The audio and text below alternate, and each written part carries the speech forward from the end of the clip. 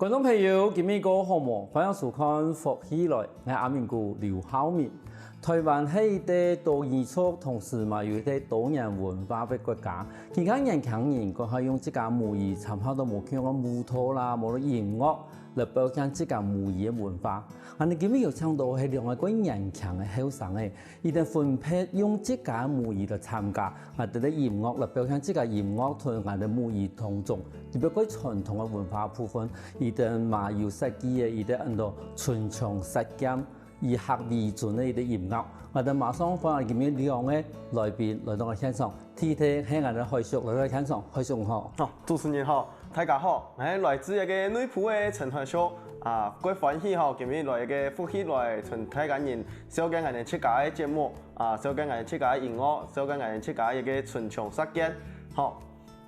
同時還有我哋另外一個朋友來到我哋現場，我哋嘅柯少。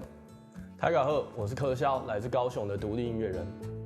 今日佢分享兩位來到我哋現場吼，但是回到我哋嘅節目一開始嘅時間，因為我哋其實講，佢當然用自家母語，吼參加到嘅，譬如講音樂啦、舞蹈啦，來表現自家嘅一啲音樂時節，同時把我哋母語帶入去。但是我想到講，因為其實你兩手都按人強，好，那我想問一下何兄，這個辦事時節對於我講學法一件事情，有乜個感覺冇？其實係有一個故事嘅，因為我細時節啊，我睇客家狀態，我本阿婆帶啊，所以我都其實都國小以前哦，我唔會講中文哦，我攏係唱會講客話，我到國小國中之後，我就會發現講，我講嘅話攏同大家人攏無共用咯，就係我講一個客家話冇人聽嘅時，我就會感覺講，即個嗰種有一些怪怪安尼。所以我感覺講，我講一個客話，以前我會感覺佢刺鼻啊，後來係我哋學校嘅先生攏會帶我哋去參加一個朗讀演講嘅一種節目，我就會過去比賽啊，攏會得到名次，大家人看我眼神就變咧，就會講哦，攏會得名提名，安厲害哦，就會對自家講客話、講母語一件事情有冇，越來越有一個自信哦。越來越好，有個客話呢。嗰時一開始嘅時間，我唔可以講客話，然後法文講我唔可以講過。其實從上學嘅時候，讀書嘅時候，我有一些名言看唔起啦，哈。但是慢慢地，因為其實見我哋有，我哋講我哋咧傳統嘅語言教育嘅時間，都等於講，其實我哋母語嘅部分，其實我慢慢地講，其實見我講母語冇簡單。咁可惜呢，你這個辦事時間，小時候會不會因為講母語這件事情，有過不愉快的經驗？這故事要講回以前高雄還沒有縣市合併的時候，以前還有高雄縣跟高雄市嘛，因為我是鳳山的小孩，鳳山五甲一帶的，所以我在國小國中的時候，其實我覺得說母語沒有什麼突兀的，因為我身旁的同年紀的小朋友，或者是社區的大哥大姐啊，都會講母語，所以我覺得沒什麼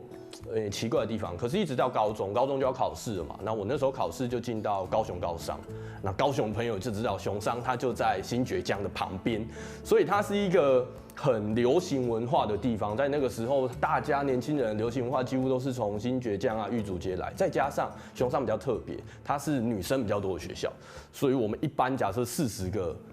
人，大概只有10個男孩子。那這種環境之下，大家就會想要展現的我很流行，我很時尚，所以很自然進到這個學校之後，你發現沒有人講母語了，全部都是華語，甚至有一點點英文，但是大部分都是華語。那我很自然進去，當時年紀也小啦，沒有想那麼多，沒有什麼說我要捍衛母語價值啊，我要說自己的話啊，就是你講華語我就跟你講華語嘛，你講母語我就回應你母語。直到有一天，我跟一群班上還蠻好的女生，然後我們一起出去玩。我以前小時候的兒時玩伴打電話來了，那我一接電話，他就是用母語，噼里啪啦，你現在在幹什麼嘛？那我當然也是回他一長串很流暢的這樣就回去，然後旁邊同學全部這樣，就是他們說，哦，原來你很 local， 你很在地這樣。那當然有些人他不會在乎啦，可是有些人他就覺得，你好像沒有那麼流行，跟我想象的不一樣，你怎麼會都講這種我阿公阿嬤在講的語言，老一輩在講的語言這樣子？那從高中以後，我才漸漸意識到說，原來講母語會遭遇到這樣的眼光。包括我後來印象最深刻，人生印象最深刻就是我有一任的女朋友，她带我去跟她的姐妹聚会啊，就是类似这样嘛，大家喝茶聊天啊，说说话什么。那有时候因为我的生活习惯，我那时候已经比较有意识了，就是我会觉得说，如果你听得懂，我很乐意母语或是说母语华语夹杂跟你聊天，那我就有时候会用母语回应他的朋友啊，他的姐妹淘什么。结果那次结束之后回去，他就跟我说，我们2个人骑摩托车在路上，他就跟我说，我觉得你刚刚那样很不好，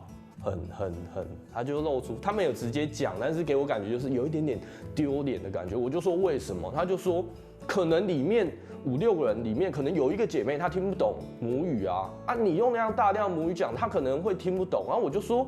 可是她也没有告诉我说她听不懂，她如果告诉我，我马上会修正嘛。我不是有意要好像杯葛聚会，只是我认为这是我的语言，所以我很自然的聊天。然后我们那天就因为这个事情吵了一架。然后甚至吵了好几天，那是我人生印象非常深刻，就是我居然因为讲母语，然后要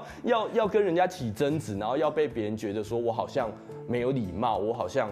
是有恶意的在做这件事情。但是问题还有，那后来你怎么会想把你的母语加入你的音乐里面去？我认为有很大一部分是因为我接触到了 hip hop 这个曲风，因为我高中其实也是因为我到高雄市去读书的关系，在新崛江一带那个地方非常多的潮流文化，譬如说滑板、涂鸦、刺青，或是国外各种流行音乐文化、独立音乐。我那时候发现，我原来有一个音乐曲风叫做 hip hop， 那我很喜欢，我听了很多国内外的嘻哈音乐，然后我发现嘻哈歌手有一个特色，是我们以前在听可能蔡依林，可能在听潘玮柏，就是听台湾的流行音乐的时候，你没有发现到的，他们不会这样做。可是嘻哈歌手会，就是他们会 shout out 致敬、宣传自己的地域在哪里，而且他们很细哦，他们不是说我是来自高雄这样而已，他可能会说我是来自冈山，我是来自旗山，我是来自林雅区233巷那个社区，或者我的社区叫做什么幸福社区，然后说哦我是幸福社区的一个团队一个组织，他们会做这件事，然后我就意识到说，为什么这个音乐可以走到那么国际，可以那么流行，其实是因为他们很在乎他们的根在哪里。我就是我今天不是特别去做你心中想要的那个样子。我是把我的根跟我的文化发扬出来，如果够有魅力，我做得够好，其他人会很有兴趣，然后来了解、来效仿。那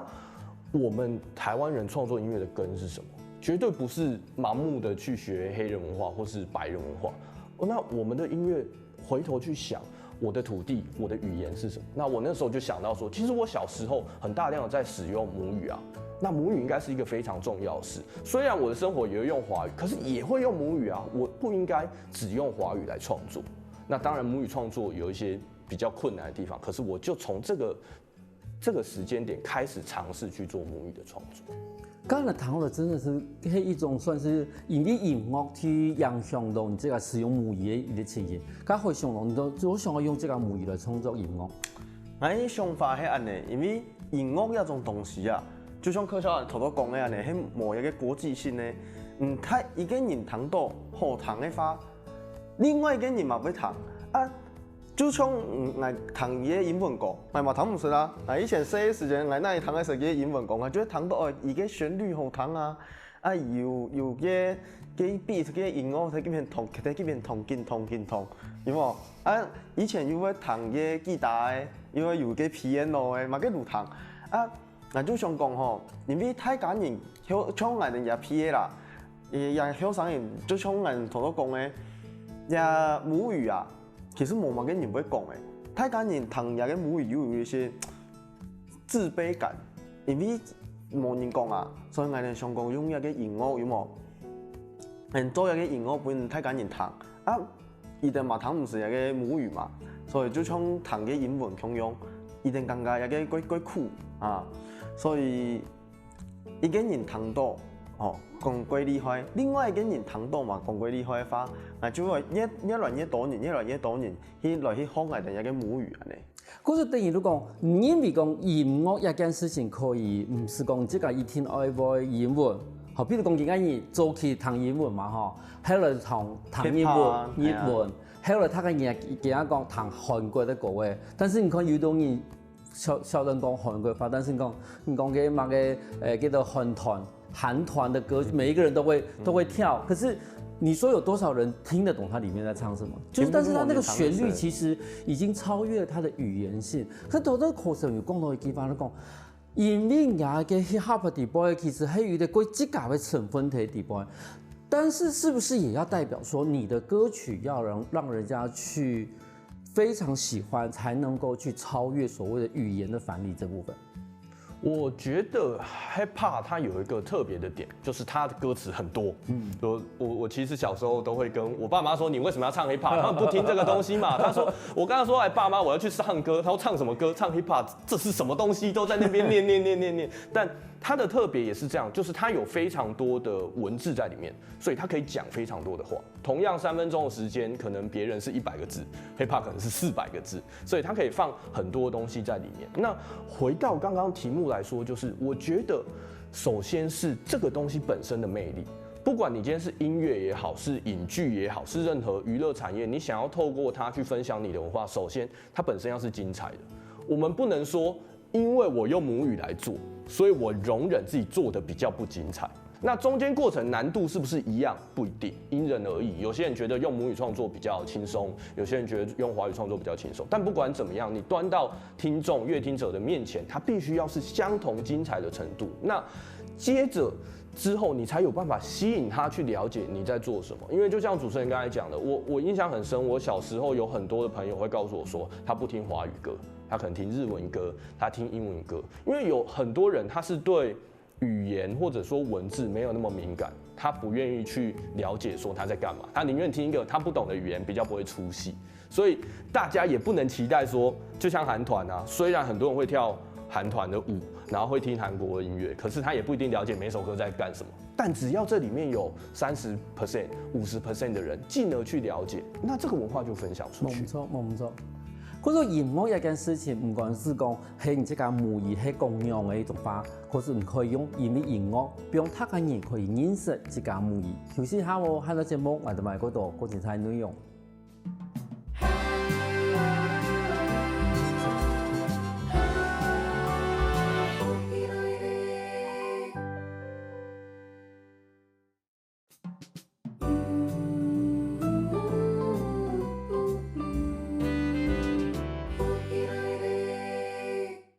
翻過來福起來嘅，上個節目來自我哋屏東內埔嘅海叔，還有我哋來自我哋高雄嘅歌手，來到嚟現場，同我分享講，誒，當初做乜想用母語來創作音樂？我想問下歌手，因為一擺嘅主題啊，我哋嘅唇槍舌劍，當初哪想要攀牙法通？唇槍舌劍其實起源第一屆啊，在2018年左右。那這個東西很有趣，因為我剛開始做饒舌演出的時候，應該說所有創作者或者甚至主持人都經歷過這段，就是我覺得我有某一些才能，有一些東西我準備了很久，練習了很久，可是我沒有舞台啊。那我要怎麼樣拿到這個舞台呢？在饒舌裡面有一種比賽叫 Freestyle Battle， 它就是呢，我們兩個人會拿着麥克風上去對罵，我要想辦法展現我比你厲害，我的技巧比你好，我的魅力比你高，只要我贏了，我就可以晉級到下一輪。那這樣的比賽呢，它會一直打到最後晚上產生一個冠軍。那這個比賽有一個好處，因為我們以前在演出自己作品的時候，如果這個路人他原本不知道你是誰，他不可能買票進來看你的表演，可是 Freestyle Battle 會。所以我剛開始竄出頭的時候，其實不是因為我有一首歌突然爆紅或者怎麼樣，而是我去參加這種比賽啊，表現得很好。我先在高雄比到被邀請到上台北去比，然後去比全國的比賽，然後甚至我拿到一個全台灣的第2名。我那時候甚至也有被邀請去海外比賽，對啊，就是因為我在這件事情上表現很好，然後開始有一些知名度，進而大家會了解說，這個人在做什麼。有一點點像我們剛才講的，用音樂，然後回來，他會了解你這個文化是什麼事情。所以我透過 Freestyle Battle 這件事，讓人家願意了解說，他其實也有創作，他也有作品，也做得很不錯。我願意買票去看他的演唱會，或者去聽他的新專輯。那我開始有一點知名度的時候，我就開始想，不公平，為什麼每次我們要表演要比賽，10次有8、9次都要去台北？難道南部沒有这样的人才，南部没有这样的舞台嘛，我觉得不公平，所以我就自己筹了钱，找赞助商，找朋友，我开始要筹备在高雄也办这样的比赛，也让年轻的创作者有机会，我可能不用负担高铁票，不用负担旅馆的费用，我就可以在这里有一个这样的表现的机会，所以我就开始举办了第一届的唇枪舌剑，从2018年一直到现在。哦，可是也摆过特别的讲，也摆唇枪舌剑里面关于的副主题了哈，以客为准。开始嘅部分係咪講得說明一下？好，一個以客為準的部分吼，喺我之前有去參加一個節目，很多嘅大嘻哈時代，我有認識一個柯蕭，啊，我主要推嘅時間想打造一個案嘅，我每講，有聽過客家音樂冇？伊講冇啊，我有聽過客家音樂，根本就冇聽過。啊，我有，你看有之前有乜嘅叫九一，哦，有嘅河洛話音樂，啊，平常時睇緊人嘛，有聽嘅中文音樂嘛，我就想講，啊，客家話攏按人笑喏，嘛嘅魯模，就我哋問你山口時代，係啲山口時代，啊，無即民歌安尼用吉他喺嗰邊，係吧？啊，我就想，因為我出街嘛，唔會衝老舌，我就同柯少講。我哋攏無聽過一個客家話音樂咧，啊，你有睇拍一個唇槍舌劍，睇一個高雄菜梯入邊，啊，高雄人大漢人，你埔人大漢人，嗰片攏係鄉下嘛，啊，我就想啊，拍一個藝人做得假一下冇，就順沙過來講，因為客家話嘛係一種親美麗嘅一個語言啊。但是問題係，你這個唔講講，你這個冇辦法人家講安講下。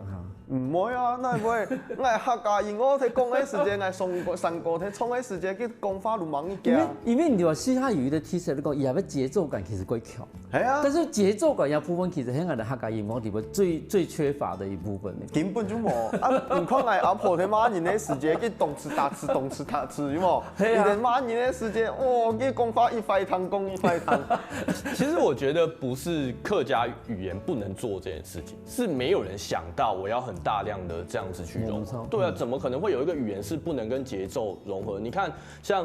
主持人也好，或者說我們說派對主持也好，任何語言的藝術，會講話的人跟不會講話的人，你一聽他語言的節奏就感覺出來。所以語言它本來就是有節奏的，只是說有沒有人想到我可以這樣去做。可以做啊！嘿，我們說，因為我哋以前我哋的山歌其實就是那種拉長我哋譬如我哋常常講，山歌講唱好唔好聽，唐也太嚴，嘿，我們唱都太嚴，就是我們的轉音啊。好，我們是慢慢的轉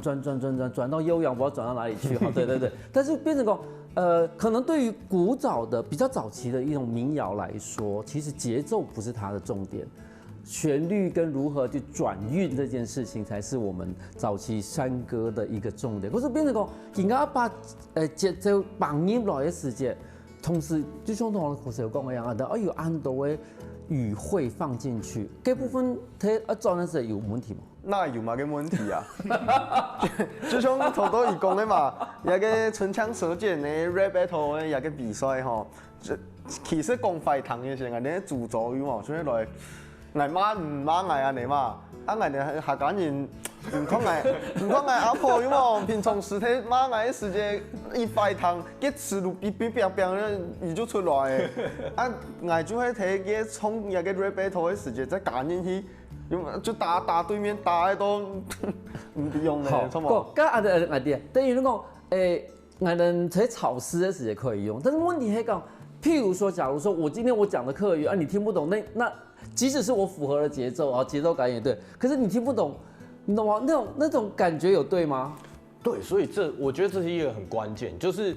語言啊，畢竟這是一個現場的，我沒有先看過歌詞。對，如果我講出來，他聽不懂，觀眾也聽不懂，就會很冷淡嘛。就算我表演得非常好，所以其實那時候在結合那個以客為尊的時候，我想了非常多。我們經過非常多次的開會，因為我很客觀的告訴他說，我們不能自己覺得很好就過了。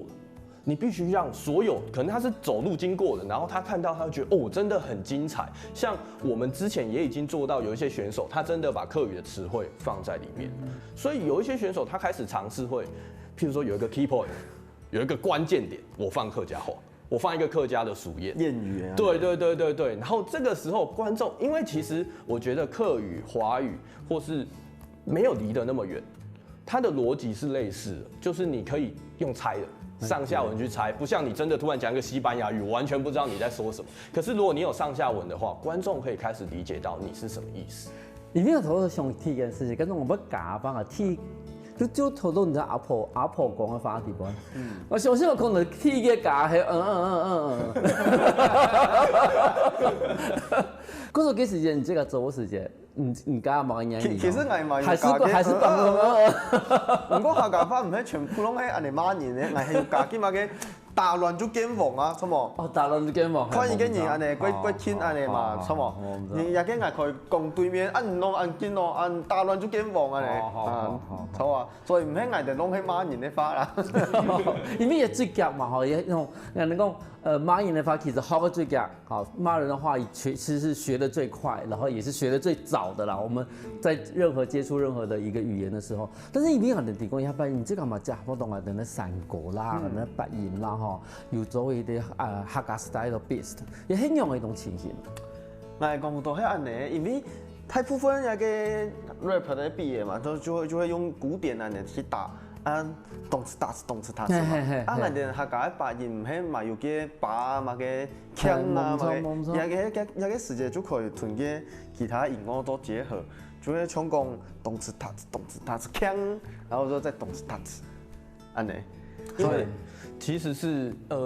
我們分享一個嘻哈音樂的知識啊，就是早期呢，嘻哈音樂是黑人音樂嘛，那黑人在當時有一群黑人比較窮。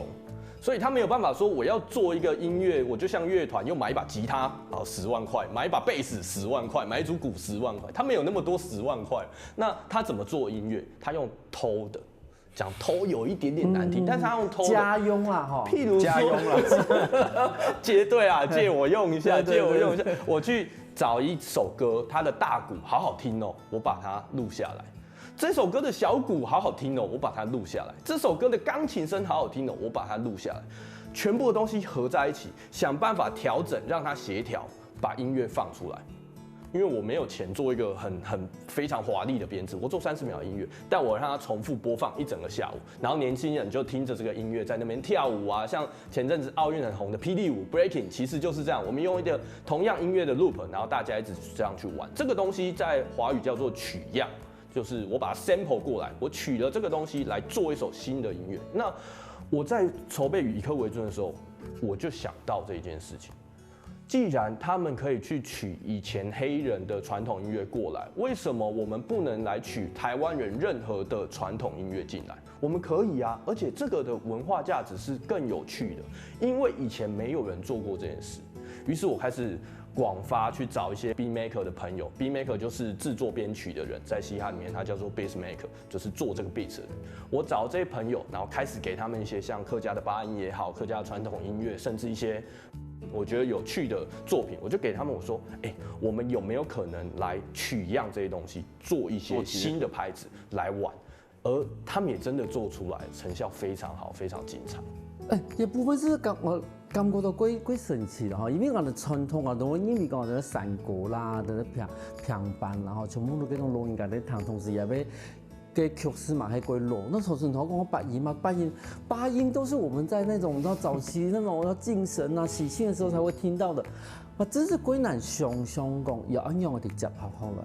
嗰時我哋傳統嘅八音嘛，佢有一種家用嘅方法，用喺啲我哋現家嘅流行文化地方。尤其下我喺嗰隻幕位嗰度，嗰前太內容哦。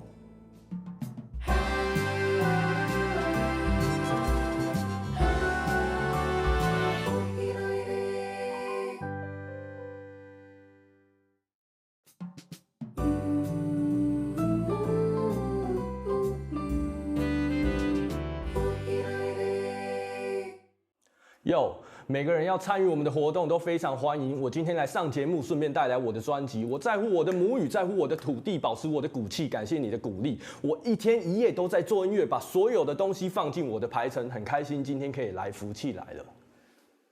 歡迎過來，福氣來嘅。上到節目我哋馬上看到係來自我哋高雄鳳山嘅歌手，同我哋帶來一啲真係現場一路展現到以自家嘅一啲算是音樂嘅功力。那同時我咪可以感謝兩位啦，咁其實我哋提供讓我用把母語同我哋嘅音樂去传承下，伊也部分我也回想哦，因为其实这个讲把音乐一件事情，对以前这个阿婆教我讲的话，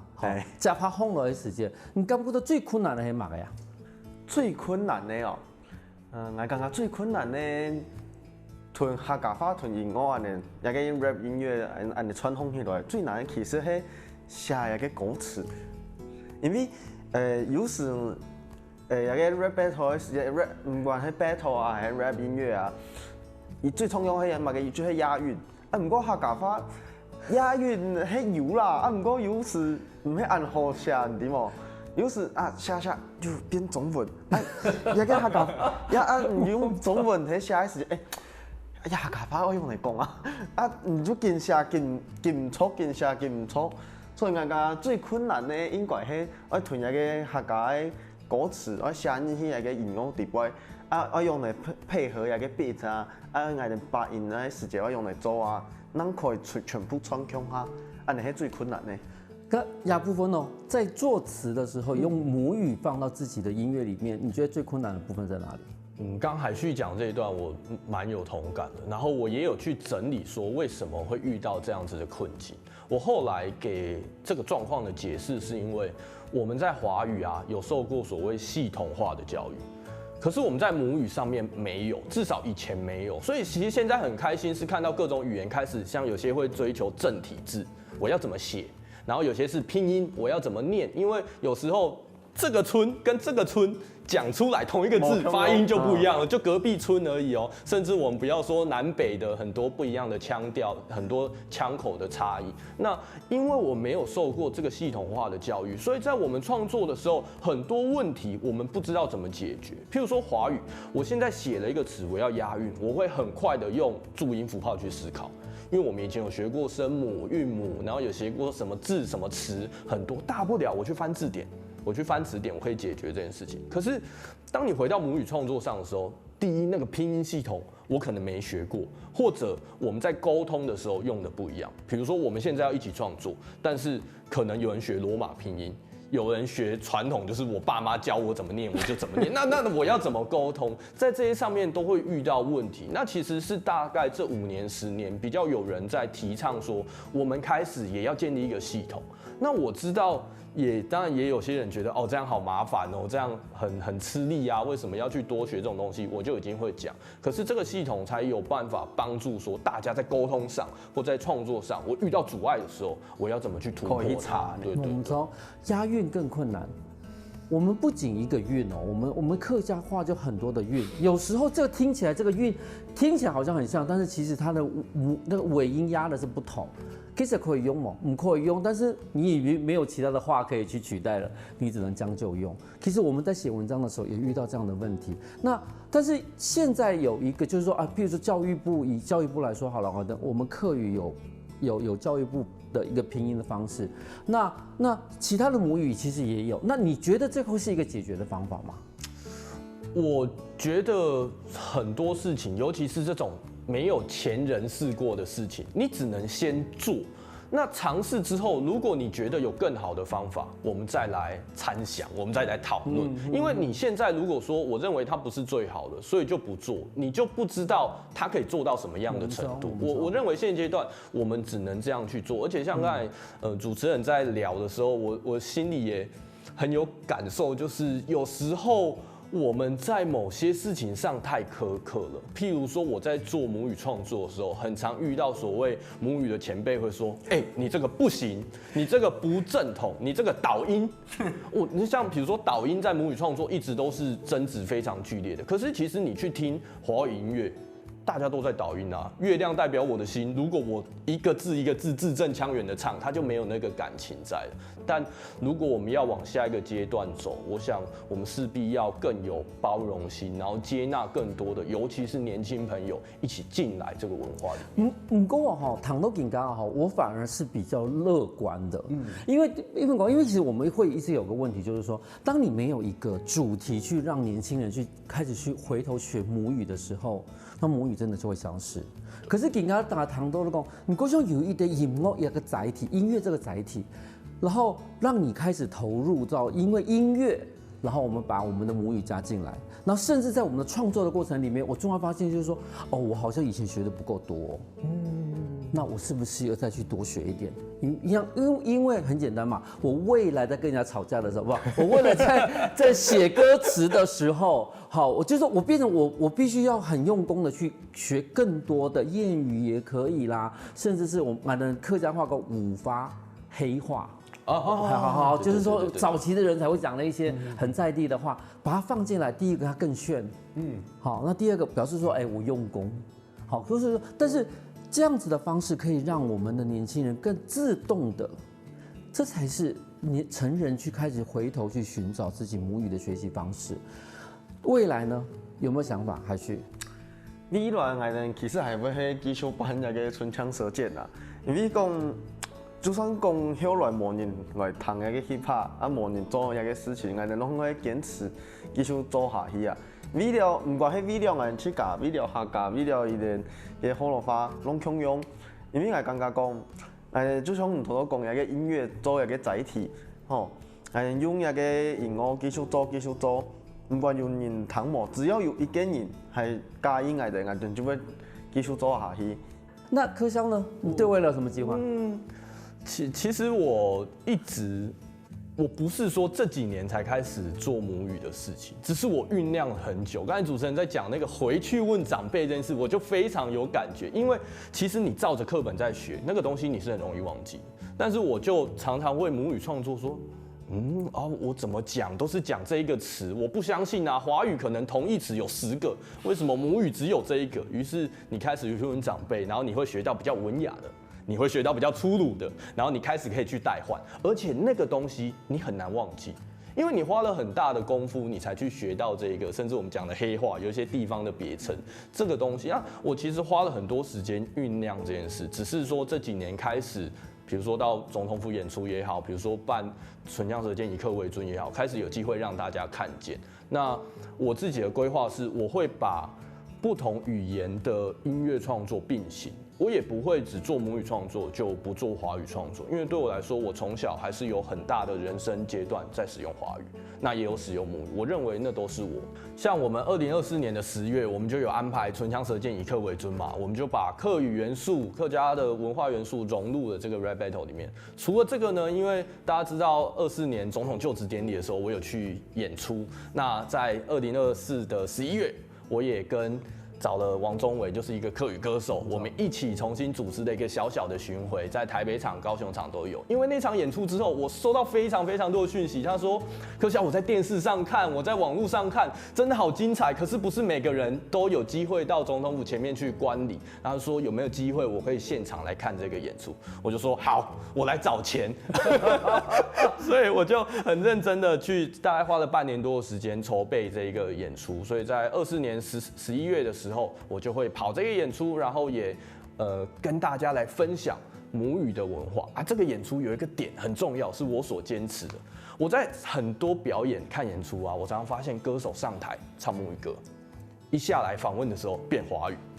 或者我上台唱母语歌，然后自我介绍的时候变华语。所以我就跟这次邀请来的所有艺人啊、演出嘉宾啊、DJ， 我跟他说，我有一个要求，我敲通告的时候有一个要求，从头到尾一句华语都不能讲。但你可以说任何母语，就如果你是原住民，你讲你族群的语言，你讲你各自都可以，只要是母语都可以，但是不准讲华语。所以你自我介绍、观众互动、聊天，全部都要用母语，这是我这次演出很坚持的点啊！也希望这样的巡回可以让大家欣赏音乐的同时，了解说，我们的根、我们的语言是怎么样一回事。因为其实看到我时候嘛，感觉到几感动啊！因为其实可以睇的总统的的就是台电的会可以看到，要不要按键在，唔但是喺音乐方面啦，然后可以谈到这个用母语的方法来做音乐模向我展现。其实我感觉到讲，至少也感觉到更加为的时代的地方啊，讲母语一件事情，唔係一件小事情。咁我哋節目最忙係想唱母語回想，像即個像我講，睇到伊啲年輕人又想到愛做音樂，嘛又想把伊個母語帶入去音樂裡邊，伊個替補係嘛嘅？先去學，先去學嘛嘅，先去學一定出家嘅法。咱来做一个音乐。哦，唔要先做，唔要先学音乐，咱先学这个吧，是要顺序的问题呢。音乐像係一個載體，啊最重要嘅吼係喺愛本一定認識自家，吼認識自家語言，認識自家文化，啊先過去問啊，因為一定總批一天會有人會講嘅，先過去問，問嚟之後，會一句話兩句話之後，咱來做音樂，安尼我感覺會最好。那柯小呢这个問題，我的看法跟海旭有一点点不一样。我觉得海旭是他自己很有毅力，所以他有办法用这个最理想的方式来学。但是我会比较建议年轻朋友或是刚尝试的朋友，是我们齐头并进。我们齐头并进，因为你在做音乐的时候，学音乐的时候，你会有一些不足的地方，你就去进修上课。反过来，你在母语上面，你也会有一些不足的地方，你就会去问、去上课，然后交错，这样你两项，第一是你两项都会慢慢进步，第二是你不会觉得非常非常困难，因为你在母语这里撞墙的时候，你不会哇我要放弃，你会想说好，那我先去音乐那边躲一下。你在音乐这边撞墙的时候，不会觉得哇好难，那我先去母语那边躲一下。有时候我在学母语的状态是，我就回去跟长辈泡茶聊天，一泡一下午。你学到母语，心情也很放松，那么比较放松的状态下，比较容易走得长久，那坚持才有机会变得很好。观众朋友可能也冇發現到講以前嘅人真係鬼擔心講，喺一般生意人唔會講好吧，但是佢係也是，你係咪感覺到講？其實喺我哋一度年輕人嘅生活，我哋看到我哋客家文化，無論講我哋台灣母語文化地方，其實有一啲新嘅發展。今日感謝兩位來到嚟現場分享很多精彩故事。感謝主持人，感謝大家，感謝大家。休息一下，我哋聽下啲現場來傾下運動哦。我康復起來嘅觀眾朋友，記得去我哋面書網站，還有到我哋客家電視台 YouTube 把我哋影片分享出去哦。